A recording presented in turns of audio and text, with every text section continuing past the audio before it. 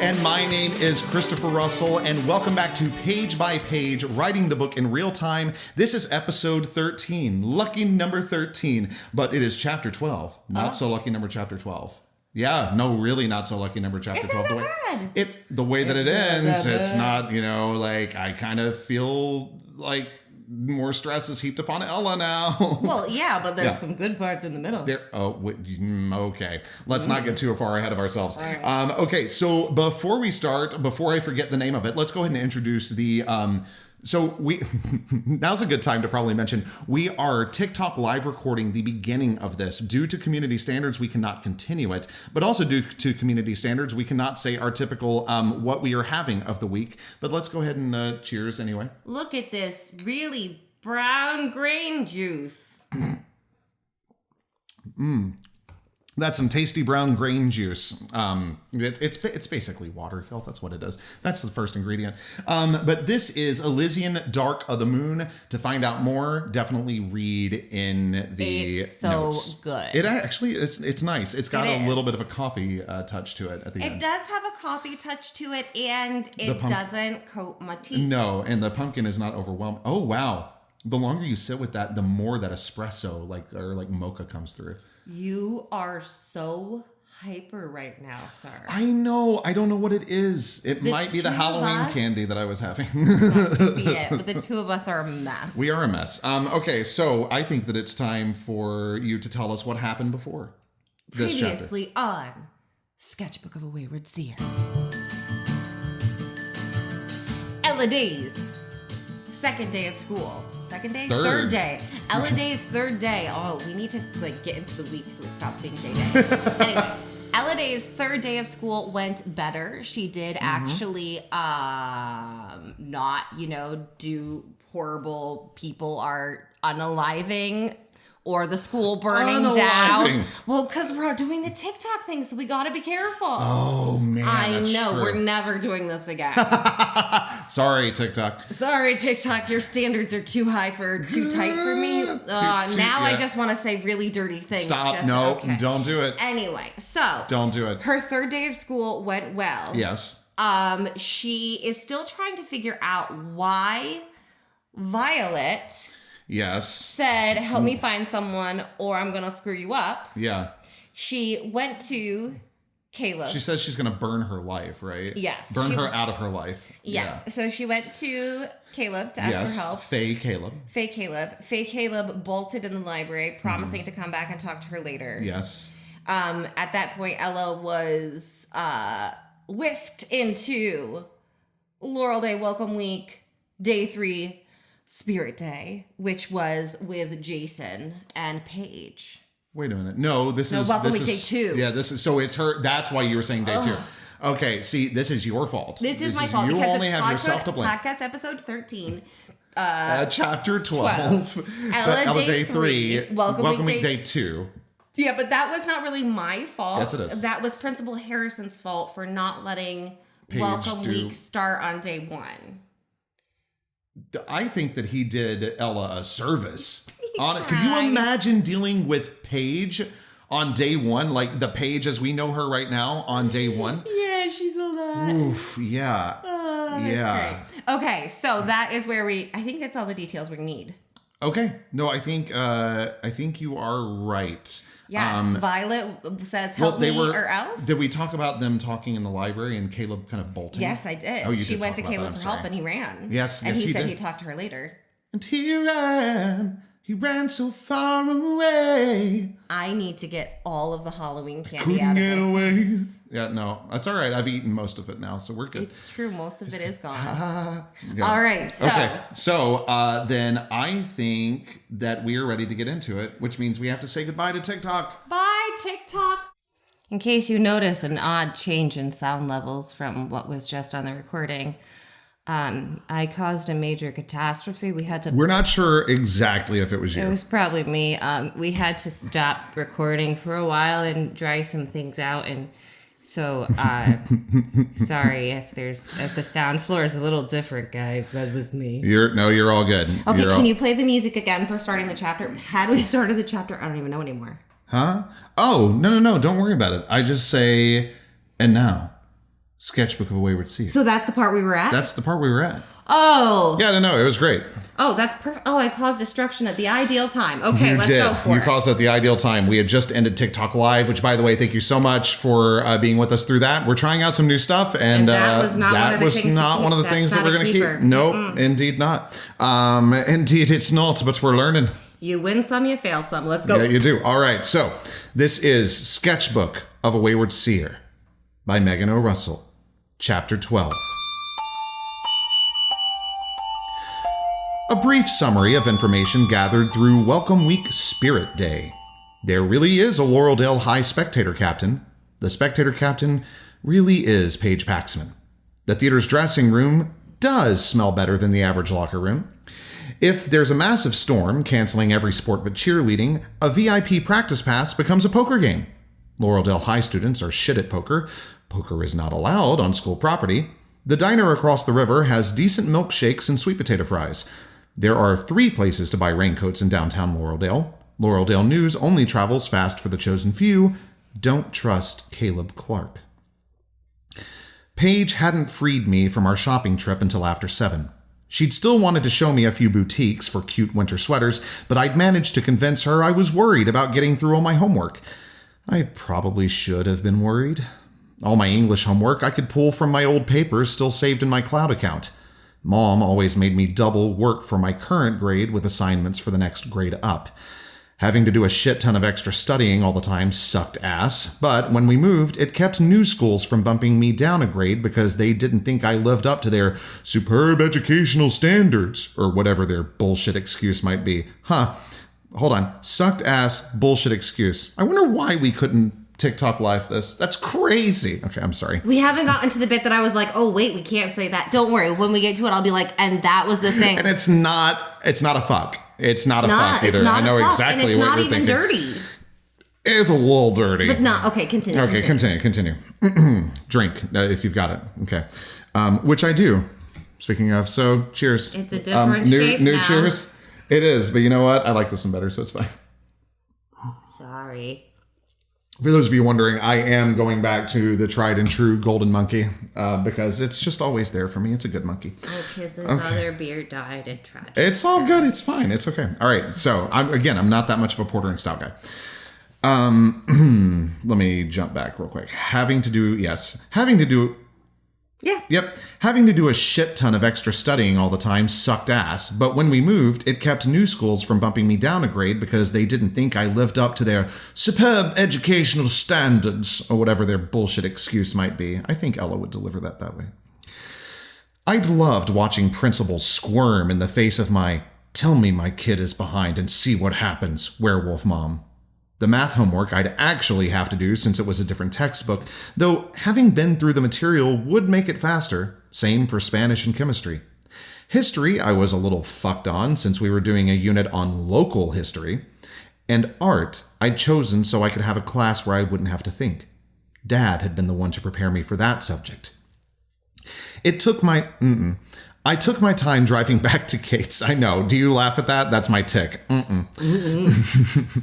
I took my time driving back to Kate's, respecting the still raging storm's claim on the dark, winding road, planning out the 2 prospective sketches I needed to turn in Friday. I know that I just paused, but I just want to point out real quick how good of a line that is. Like, that is literally something that, like, this line right here belongs in a Stephen King novel. So, congrats. Thank you. Yeah, you're welcome. Okay. I took my time driving. I like it so much I'm reading it again. I took my time driving back to Kate's, respecting the still raging storm's claim on the dark, winding road, planning out the 2 perspective sketches I needed to turn in Friday. When I got to the gate, I turned off the truck, but kept the headlights on, spending 10 minutes waiting like an idiot, thinking Caleb would appear out of the woods and tell me what the hell had freaked him out enough he bolted in the library. The 4th time the truck dinged to warn me I was running down the battery, I drove through the gate and up to the house. I actually made it into the living room. I sat with Kate for a while, and it wasn't awful. I told her about the busted poker game, and she laughed.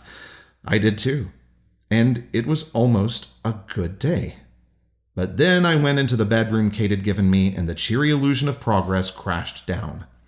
I was right back where I'd been before school, and not just spatially. You're silly. I didn't have any extra information on what the fuck was going on with Violet. I hadn't figured out anything else about the dead girl in my vision. I did have a really nice new coat and boots, which made having ever left the house feel slightly worth it, but if I decided to never go outside again, I wouldn't need the boots and coat anyway. Dropping my backpack beside the desk, I prioritized pajamas over writing out a study plan, managing to procrastinate for a full 10 minutes before finally sitting down at the desk. It was a simple but beautifully crafted piece. A delicate mountain laurel motif trimmed the outer edge of the writing surface, and a pattern of vines climbed the legs. If you looked closely enough, you could even find little fairies hiding among the vines. Each of the 3 drawers on the front had a different emblem: a mountain, the rising moon, and a freshly sparked fire. Each of the drawers locked. Dad had designed the desk that way for Kate, for use in her upstairs study. She'd moved the desk to the back bedroom before I'd arrived. I know it was supposed to be a nice gesture. Sometimes I liked having the desk in the room. Sometimes it felt like a tombstone at the foot of my bed. That is so sad. Thank you for bringing the mood down, Megan Elizabeth. This was one of the nicer times. Okay, that's nice. For some fucked up reason, it felt easier to remember the lecture Dad had given me over and over. You have to take care of yourself first. A Sybil can't help anyone if they're not alive. Rule 1 of the code: survive. I buzzed through 20 minutes of homework, enough to be sure I could get everything else done in the morning, then pulled out the laptop that still didn't feel like mine. Even though I'd put in the order as soon as I'd been given phone and computer privileges, the month of use still hadn't made the keys stop feeling too big, making my typing annoyingly clumsy as I started a good old-fashioned internet stalk. Violet Nikolic had no social media. Her younger brother Peter and her older brother Luca used to, but deleted their accounts. I found a couple of lingering pictures, but my computer skills aren't at the recovering deleted accounts level. Violet's parents and grandparents all lived in Laureldale. Her parents owned a bar, the local Ethereum hub from the look of the bartenders in the pictures. Paper Scythe seemed legit, and the videos posted on the band's social media were great. Violet's badass singing only sharpened my anger at her stupid threat. She had a family and lived with her pack, with the bonus features of bandmates, a decent academic ranking, and her parents' bar looking awesome. Why the hell did she have to fuck with me? I closed my laptop and pushed it aside, laying my head down on the desk. The scent of safety filled my nose. I focused on that feeling, pretending it made as much sense as when wood, varnish, and linseed oil meant Dad was there. Missing him pushed a weight into my throat, tamping down my frustration. You've tried one tactic, Ella. You can't give up after trying one thing. I let myself wallow for another minute before sitting back up and swiping my tears away. Kate had given me the desk's key. I'd tucked the key into the left-hand drawer of the desk instead of using it to lock my sketches away. An old habit, always making sure Mom and Dad had easy access to my work. Almost like making sure someone knew where I kept my will, but in a less cheery way. So, more like leaving breadcrumbs toward whatever killed me if shit went wrong, I guess.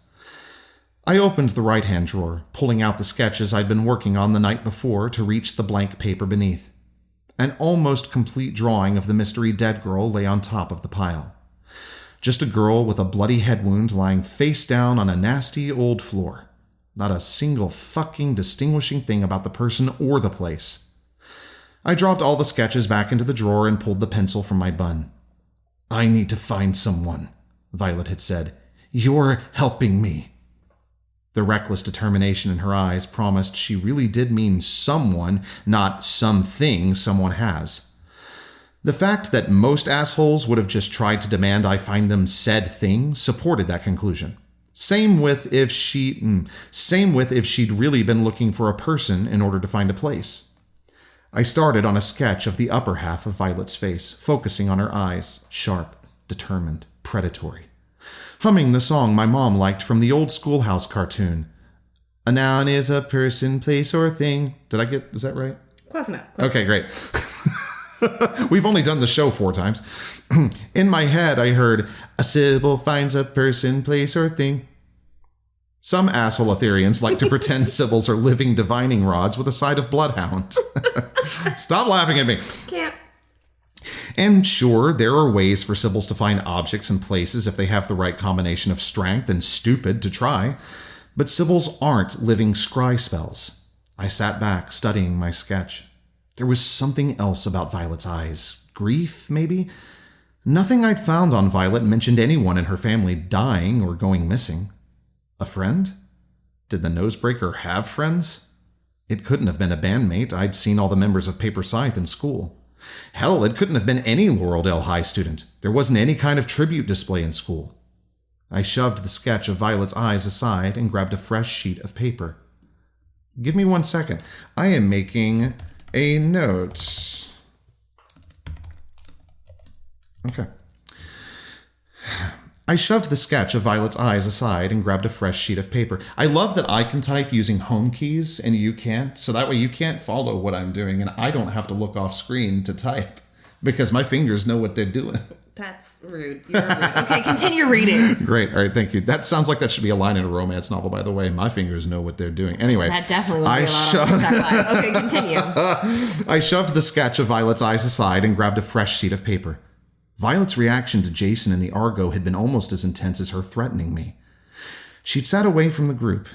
I started on a sketch of her sitting alone, her back to the corner, in a defensive position. Odd for her to display the need for that advantage when facing 5 unarmed high school humans and 1 measly Sybil. Unless she hated Jason for a nice juicy reason that would justify her fear of ambush. I really hoped Jason had nothing to do with this shit. Maybe they just had an elementary school grudge. Or they'd had a really bad breakup. Or I froze as a light outside caught my eye. By the time I properly looked up, the light had vanished. Keeping taxidermy still, I waited for another bolt of lightning to flash and prove I was being paranoid and the light had come from the sky, not the back gardens. Sorry, I know that I'm taking time. Okay. I can't tell what you're typing. I know you can't. I don't like it. Mwahahaha. The light flashed through the window again, glaring off the glass, joining the pouring rain outside to give me shit chance of seeing anything in the second before it vanished. Well, fuck. I opened the center drawer of the desk where I'd stored the holy water-laced pepper spray. I'm so sorry. It's so brilliant. I don't know why that makes me laugh. I opened the center drawer of the desk where I'd stored the holy water-laced pepper spray my hilarious cousin had given me and the knife Gran had left in the glove compartment of her truck. Holy water-laced. I grabbed them both. The light flashed again. I swear to fuck it was closer. I set the pepper spray down and popped open the snap on the knife's sheath. The light flashed again, definitely closer, but not aimed at my window, flicking up at a thing in the garden. I slid the blade free and kicked off my floppy socks. The light stayed on longer this time, long enough for me to recognize a human-ish face in the light. On again. Not any face. Caleb. Caleb, out in the pouring rain, flicking his fucking flashlight on and off as he crept toward my window like some horror movie villain. I slid the knife into its sheath, tucking it and the pepper spray back into the drawer as Caleb shone his light on his face 10 feet away from my window. Are you shitting me? I muttered to the cosmos. Caleb waved, then motioned for me to open my window. Is this what you mean by find you later? I spoke at a normal volume, knowing he could damn well hear me. You show up at my window like a stalker at... I checked my phone. 11:39 at night? He nodded without so much as a nose wrinkle of apology. If I let you in, it had better be worth my having to dry the floor. He held his pinky up and nodded again. Sorry, that also makes me laugh. Pinky promise. It's fantastic. It's so innocent compared to what's about to happen. I chose to... That's called foreshadowing. I chose to open the window farthest from the desk. The rain soaked the sleeves of my sweater before I'd managed to carefully shimmy the old wood-framed window all the way up. As soon as I was fairly sure the window wouldn't come crashing down, I leapt back, familiar enough with inhumanly strong Etherian boys to know I barely caught a glimpse of his fingers touching the windowsill before he launched himself into the room, spattering rain everywhere as he landed in a "this is so easy for me, but still be impressed" stance. For those of you listening at home, I approached the microphone sultrily.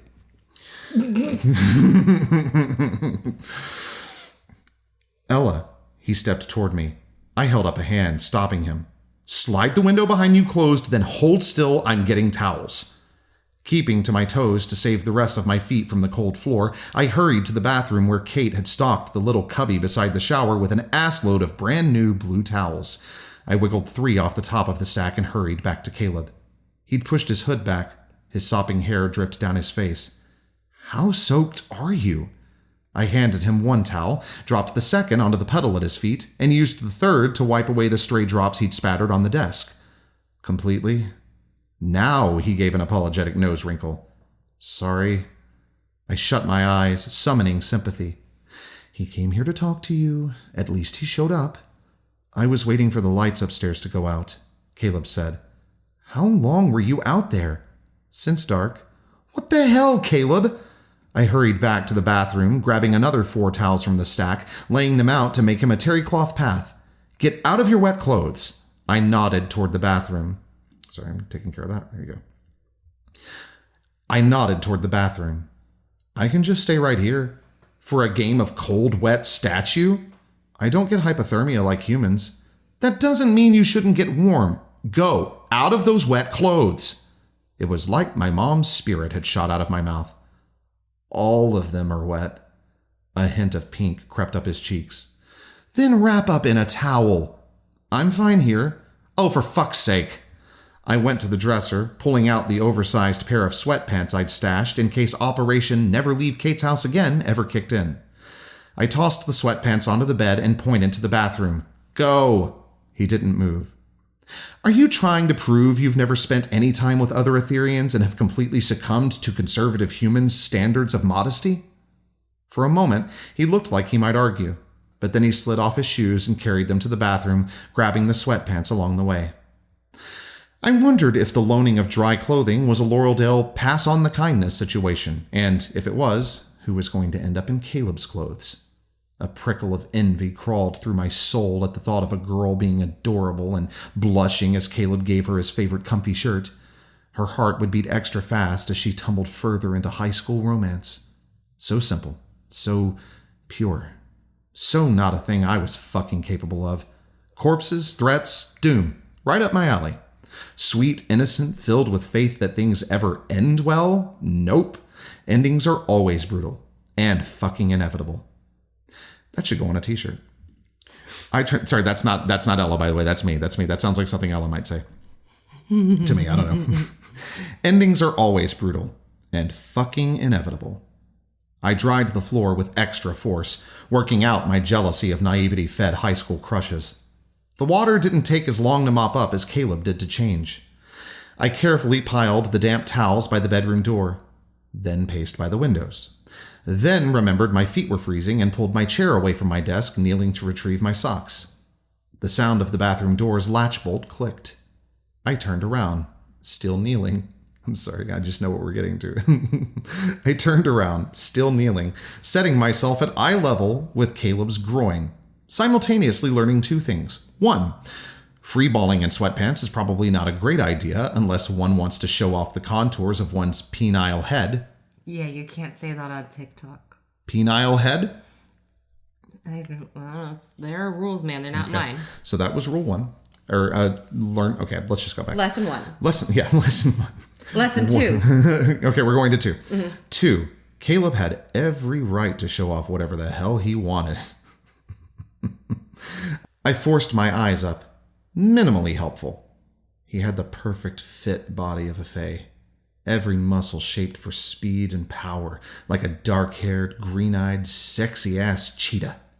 The temptation to touch his abs, not abs like Jason's, built from working in a gym to create the illusion of strength, but rock-hard, supernaturally efficient muscular perfection, shot tingles to my fingers and heat into my cheeks. I was going to save this for the end of this, but how much joy do you get out of hearing your hetero husband read this? Quite a bit. It brings me significant cheer. I think it's amazing. Good. I'm glad. Okay. I'll go ahead and delete that comment now, but I was like, we have to discuss this. I think it's great. Yeah. And I think he's sexy, and I think you reading about, you know what I mean. I think you reading it is hilarious. Great. Good. I'm glad you think so. Okay. I ducked under the desk, doubling the tasks of getting my socks and hiding my face. Is leaving my wet clothes in the tub okay? Sure. I stayed huddled under the desk, cricking my neck as I yanked my socks back on without showing Caleb my still blushing cheeks. Unless you want me to toss them into the dryer. I don't think I should stay that long. I swiveled, sliding myself out from under the desk. You waited in the rain for hours and you don't want to spend 20 minutes getting your clothes dried? Caleb hadn't exactly been smiling before, but my question snapped every trace of ease from his face. Does your carriage become a pumpkin at midnight? Didn't even crack a smile. The last hints of my wanting to touch Caleb's abs faded. That bad? That bad to him, Ella. He doesn't know what real problems look like, Ella. Remember, Ella? How much did Violet tell you?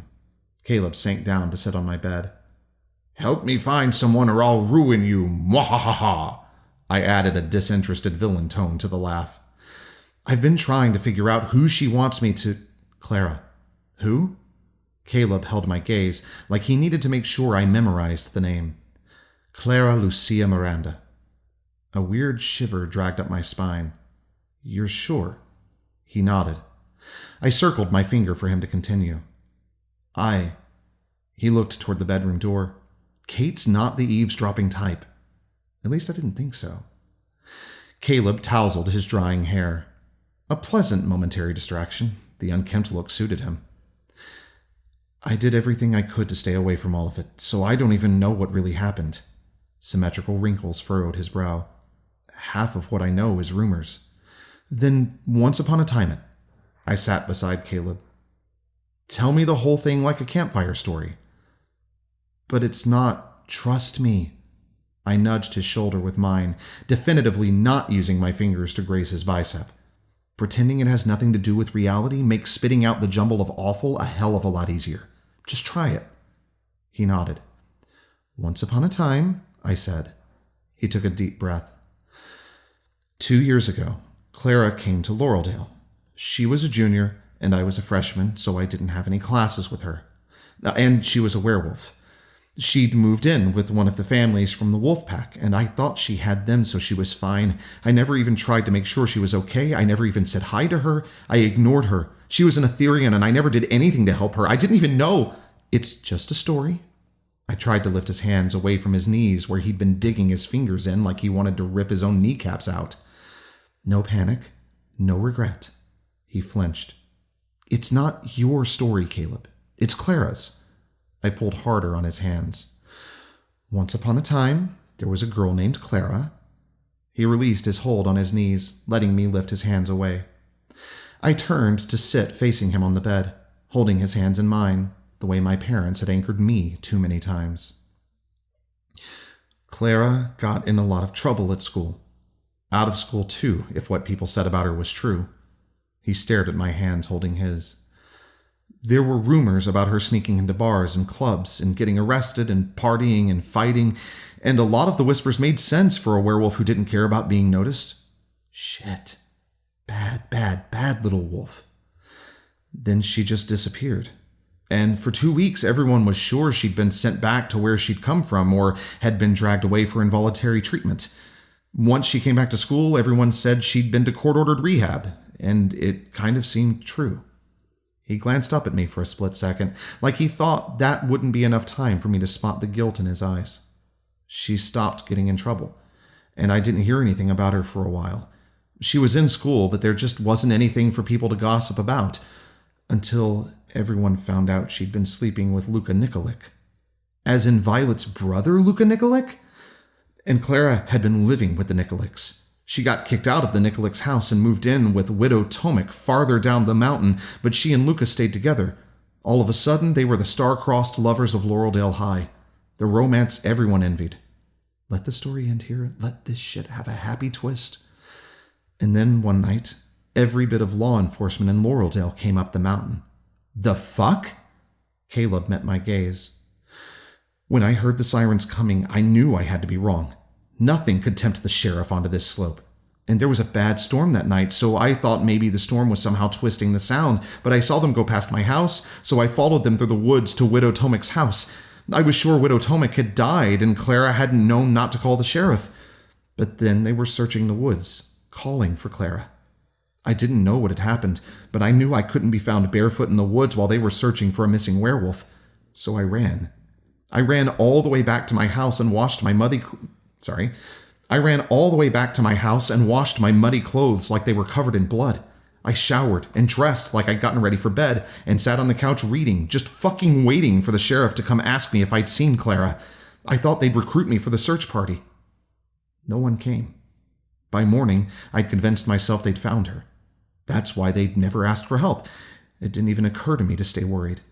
But she was still missing. And they didn't. Caleb shut his eyes. A single, inhumanly glistening tear rolled down his cheek. I lifted his hand, laying his palm above my heart. You and I, in my room, safe and alive. I let him feel the words vibrating in my chest. Finishing the story doesn't change any of that. It doesn't change anything that happened before either. It's just a story. He opened his eyes. His fingers grazed my collarbone. A swoop of something not quite fear, but somehow more terrifying whisked the air from my lungs as the green in Caleb's eyes darkened, its shadows swallowing my mind, sweeping me into a dim room. Sunlight peered through closed shutters, but a lantern, a real flame lantern, burned on the table. Caleb stared into the flame, rage blazing in his eyes, something metal and black, a rod? No, a fire poker, in hand. Ella, a touch, fingers on my cheek tipping my chin, jolted me out of the vision as someone behind me in the dim room began to scream. Please believe me. It was shame, not fear or disgust in Caleb's eyes as I fell back into reality. I didn't know she'd been taken.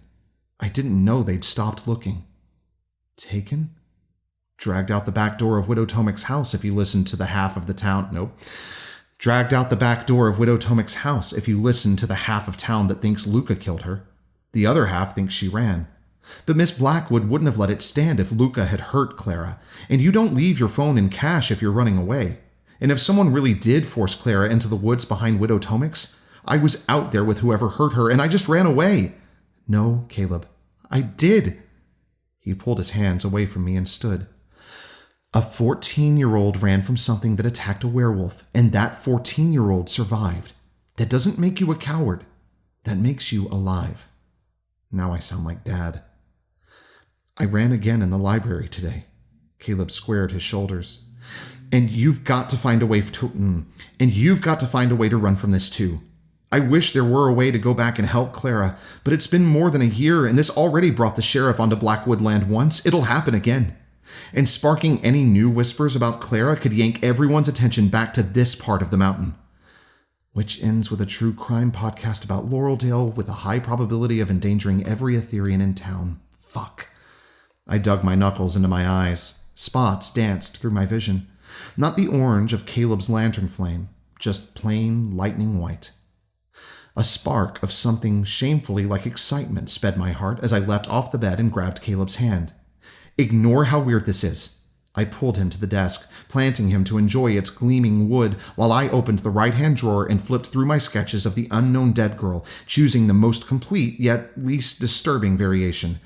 I'm sorry if this causes trauma, but could this be Clara? I held my breath, waiting for all the pieces to click. No, Caleb answered less than a second later. Clara had short hair. To quote Paige Paxman, motherfucker. And that ends chapter 12. I was about to say 13 because this is episode 13. Can I tell you the childish amount of joy it brings me to end 2 chapters with motherfucker and have it make sense both times? Yeah. Like, I am twistedly proud of that. Like, maybe it's leftover from my trad days, but it sparks so much joy in my little heart. I can see that. So much joy. Okay, so per usual, or maybe this isn't per usual, but I feel like I've done this a couple of times. How do you feel? How do you feel about the chapter? Like, what are your takeaways from it? What do you like? Like, as the author, as the reader, I'm going to give you my takeaways in a second. But like, there's That's my sound. I trademarked that sound for when I mess up. Thank you. So there's a lot of things in this chapter that link very heavily to things that happen later. Okay. And so getting to lay the beginning of all of those chains of events and pathways out on the page was so satisfying. Yeah. It was I could see that. So satisfying.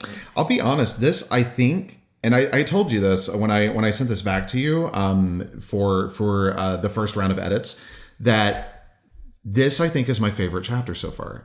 And I think it's because of the penile head. It's because of the penile head. That's what it's called. Oh. I literally spent so much time on Google trying to find a euphemism that would be clear but less lewd.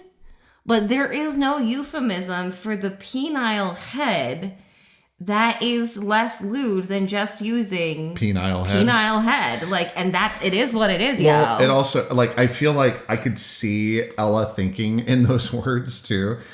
Oh man. Well, of all the things, like, first of all, she's an artist. Yes. So she's very familiar with anatomy. So she's totally sculpted the penis before.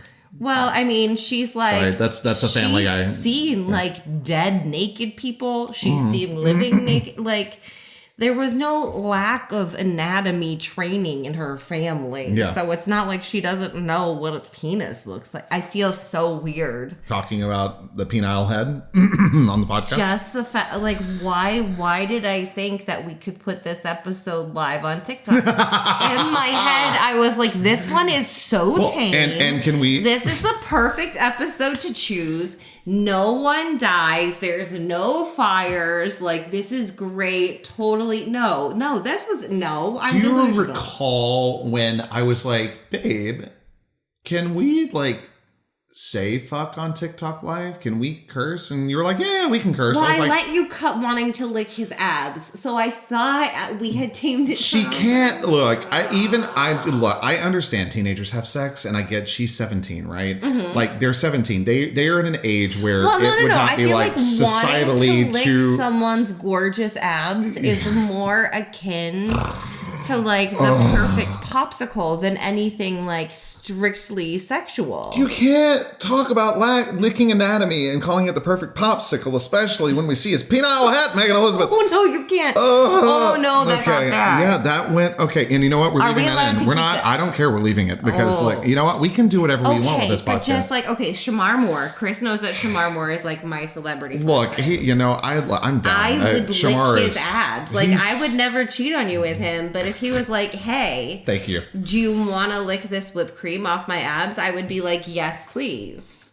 All right, that's it. Space Coast is out next year. You're spending too much time with the romance authors. We're done. Okay. No, I'm kidding. Okay, so was there anything else you wanted to say before we get into me torturing you with questions? No, this is fine. Okay, so I'm actually just going to go through these in order of the chapter this time. I wasn't previously because I was like, let's talk about things like in leading up to like the last, but I kind of think that the last thing that I have in this chapter is probably the most important. So first and foremost, and this is kind of important, but you made it a point when I was reading this to say something about this. Even though I'd put in the order as soon as I'd been given phone and computer privileges. So why? Well, no. Finish the paragraph. Okay, I'm sorry. Even though I'd put in the order as soon as I'd been given phone and computer privileges, the month of use still hadn't made the keys stop feeling too big, making my typing annoyingly clumsy as I started a good old-fashioned internet stalk.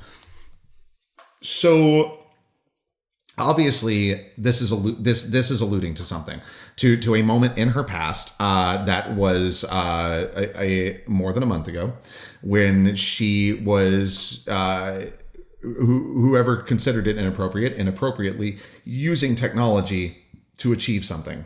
I am thinking that it was probably to find people that she thought might have been involved with her parents, but she doesn't know who that was. So okay, I want you to look at two things in this. Okay. First of all... Wait, are you sure that you're not spoiling stuff? I am. Okay, all right. But this is long game. Oh, okay. This is long game Long stuff. game. I just like want beyond book one, possibly. Yeah, I just want you to like note this and be really proud of me later. Like put a little pin in this and we'll come back to it next season. All right. Brittany, help me with this, please. Thank you. But it's 30 days. It's been 30 days-ish since she got computer privileges. Yes. How long ago did her parents die? In the 80s. Huh? Her parents died 85-ish days ago at this point. I forgot that, to be completely honest. So she got her computer privileges back 30-ish days. Okay. So how long was she without them? We don't know yet, and that's fine. And what happened in that block of time? Okay. What happened in the 50 days? Yeah. Okay. That's all. I want this to be on record. You shifting your leg. That's totally what's messing with this. Okay, I got to remember that. Oh, so, that's not on you. Sorry. No, but okay. Yeah, I just want that to be noted so that next season you can go, you were so brilliant. Okay. But yeah, that's not going to come into play in this book. I just really needed you to be proud of me later. I don't know when you think we're going to film or record. Well, yeah, film and record next season when we have to balance that with this is not actually happening, by the way. This is me making wishes and having her make them come true, pretty please. But when we're already doing a page-by-page podcast about the next book in Guildsville Brea. That wouldn't be page by page. Oh. Because the last book in Guildsville Brea can't be a podcast because you need to know everything before it. Oh, gosh, you're right. And the new Sorcerer series can't be a podcast. No, that's true. No. I was going to start a Substack of extra details that go with it. Yes, okay. that's what I was going to do. Well, I'm starting my own fanboy podcast. If you want to come with me, join me. Because I totally have time to do that. I don't. Okay, so this is tangentially related to the very last thing I'm going to bring up, but I'm just going to say this now. Hell, it couldn't have been any Laureldale High student. There wasn't any kind of tribute display in school. What about Clara? Clara's a Laureldale High student. No, she doesn't know about this yet. Yeah, I mean, like, this is... The reason I'm asking this, and this actually, this works. This makes sense, right? This actually makes sense because she doesn't have this knowledge, right? Mm-hmm. So it makes sense that she's saying this. But it kind of gives me slightly those vibes from, I'm sorry for mentioning the series, but from Harry Potter, when you're doing the, sorry, I don't know who that is. Okay. But when Ron is like, there's not a witch or wizard who went bad who wasn't in Slytherin. And it's like, well, okay, no, but I'm not gonna. Just in case you haven't read this 30-year-old book yet, I'll keep it spoiler free. So what I want you to look at is Clara was not in Paige Paxman's year. Paige Paxman has bent over backwards to force Laureldale High into accepting this girl. No, she is one of us. Oh, we talked about this. Clara never had that. They never thought of her as one of them. We talked about this. Was this last week? A couple of weeks ago? We talked about this. You talked about the fact that, like, why is she doing these things? It's such an insular community. Oh my gosh. This isn't the only circumstance, but this is one of the reasons that Paige is like, no, you are a part of this community. You're here. Right.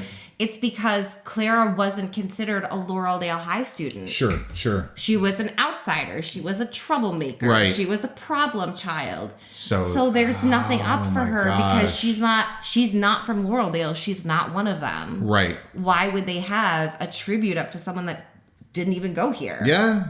She doesn't even go here. Yeah, so that's why there's nothing there. Okay. It's not that she's like naively like, oh, it couldn't possibly be a student. It's that to Laureldale, Clara wasn't a student. Okay. Yeah. Okay. That makes, wow. That's sad. And so Paige is trying to change that so that doesn't happen again. Okay. Yeah, that's part of, it's not just that situation, but that is part of Paige's like over enthusiasm. Okay. Is that she's so desperate to be like, no, you're a part of the community. You're a part of the community. Everyone belongs here. We're all friends. Like that is Paige's mindset of like, this is where everyone has to be because this is where safety and goodness lies, is in being this part of this community. Okay. Wow. Okay, that was deeper than I was expecting to go with that. Oh, sorry. This one, no, not in a bad way. I was just like, I was not expecting that kind of answer from that. I love that answer. Now this one, this is just me being silly. Keeping taxidermy still. Is this because she's a wolf? No, it's because I wanted to do statue, but I was like, it's not a statue, because then you're like, it's like taxidermy. We're like, I'm in a natural pose. I am in the natural pose of student at work. Yeah. I love you. You accomplished it. Thank you for that. I've always said that I love your descriptions. They're wonderful. I love you. I love you too. You should probably snap and cut that out of the podcast. What? No, it's fine. We're gonna keep it in. Yeah, we can keep it in. We're keeping the mushy bits. I was about Sorry, to. we do love each other. I was about to repeat the thing about the Stop. But with mushy bits, that goes badly too. That makes me think of one of our friends was the production manager for a tour of Hairspray, and if you not Hairspray, Hair. Oh my gosh, can you imagine if that had happened in Hairspray? Okay, so those of you who know both of those shows, they are vastly different. One of them is much more commercially viable. One of them is much better. I said it. I think Hair is a better show. Oh, is it? Okay, I actually have to war with myself on that one because Hairspray is really good. Anyway, take a shot.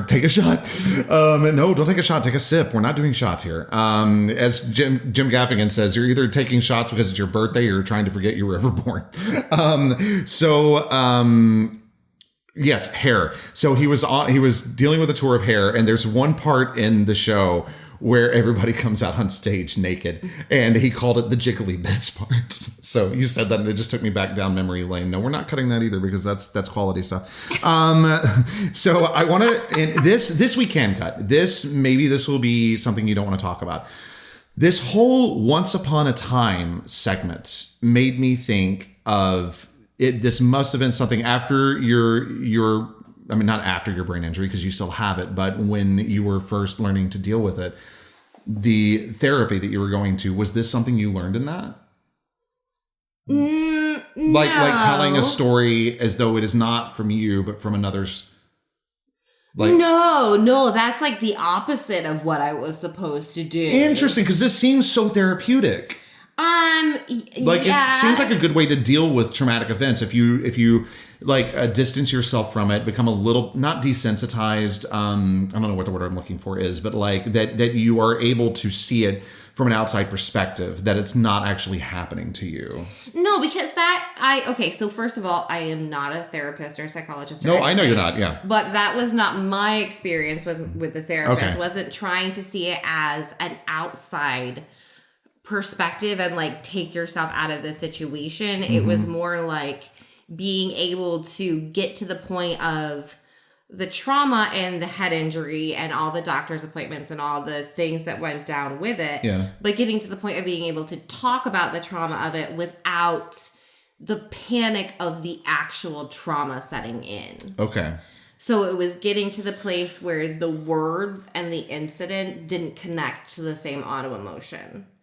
Does that make sense? Yes. For this, it's more like she sees, it's more of a her thing of like she sees dead bodies and visions and things all the time. So it's having to describe these horrific scenes to her parents over and over, mm-hmm. and trying to say like, I saw this car accident and there were people laying all over the road and things were on fire. And trying to talk about it like real present humans to a child. Yeah. But describing it like she saw it on a TV show. It was a story she heard. Okay.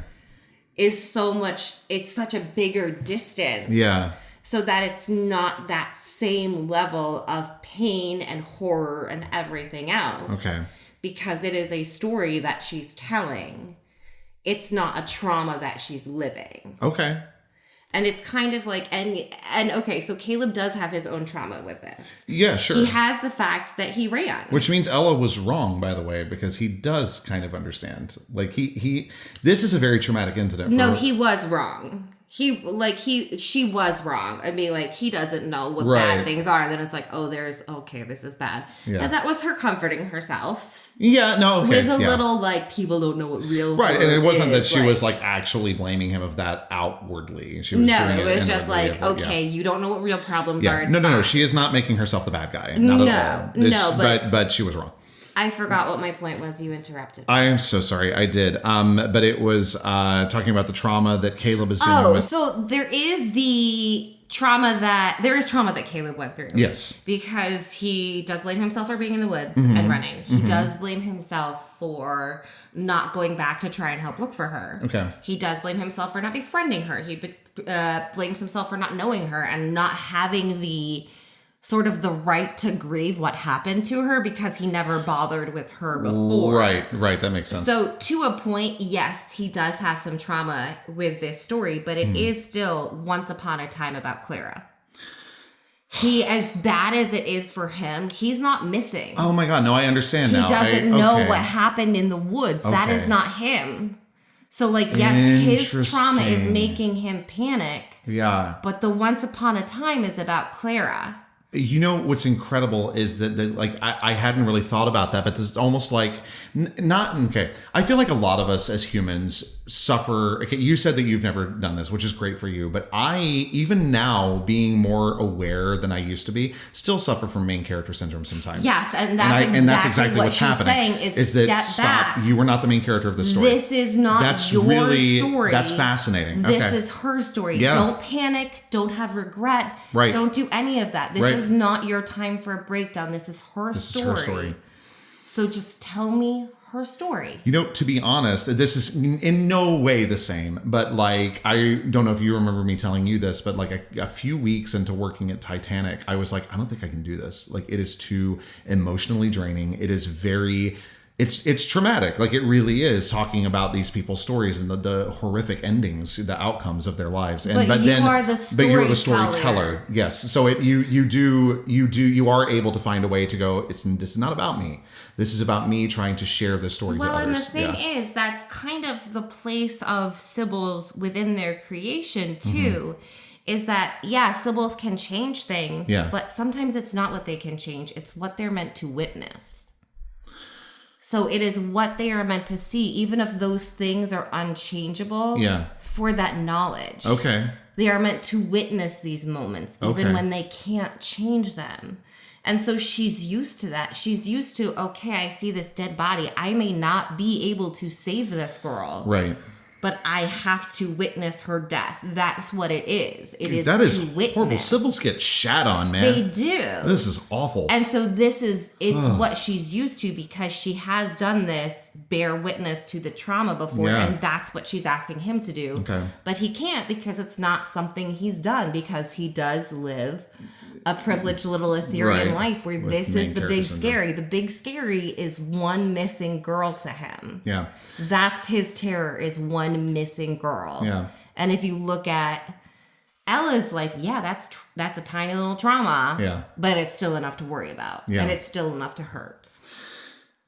Man, this, I think this episode might end up being my favorite so far, just like the chapter. I feel that just like the chapter. Chaos, because I spilled everywhere with flailing it was chaotic. Limbs. It was chaotic, but also, it's not the look. That's how we do, and you're gonna do like you're gonna do. We'll tell that story. So no, we won't tell that story. We won't tell that story. That's not us, by the way. But that's someone else's dear friend, story. But that is somebody else's story. That's some stuff you don't broadcast on podcasts without permission. That there was a really fun balance, just from a podcast producer. This was a fun balance of having some kind of dark subject matter, it's sad, but also with a lot of levity to it too. This was just fun. This was a fun one to do. So thank you. Thanks. Yeah.